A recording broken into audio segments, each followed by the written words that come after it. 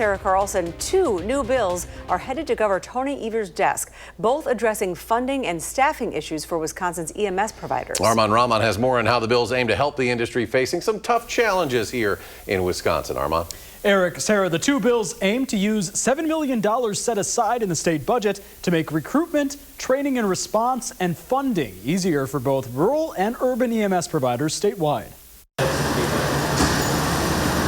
Incentivizing collaboration. Collaboration for an industry Fitch-Rona EMS Chief Patrick Anderson calls young and facing unique challenges. One of those being staffing and recruitment. One of the bills reimburses both individuals for taking EMS classes at technical colleges, EMS providers, and the technical colleges themselves for keeping the classes going. So this is going to actually allow us to reallocate some of the money that we pay for our EMT basics and our EMT paramedics, reallocate that money to either continuing education for our current staff or to some other place in an operational budget. Right now, EMS providers get little to no reimbursements for what resources they use when treating someone at home on Medicaid. This bill allows them to get the same reimbursement rate as for patients they transport to a hospital.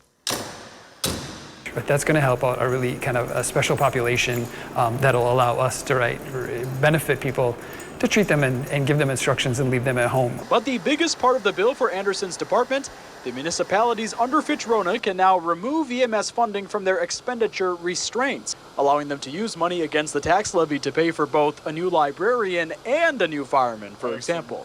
Again, it's not a blank check, right? They're still responsible spending. Ultimately, that money has to go on the tax roll. Everybody's concerned about their property taxes. So, but people also want services. They want somebody to respond when they call 911. So, so it's one of those situations where I think that communities are going to have to evaluate whether it's worth it. Bill co-author Senator Howard Markline says he heard about primarily these concerns in EMS summits over the last 8 years, but he says the work is far from over. I don't think will ever be done, but this is certainly addresses one barrier that we've heard about over and over again. Now, the bills also create a pilot live 911 program, new technology that allows dispatchers to connect to a caller via video to better respond, give instructions, and pass information to first responders.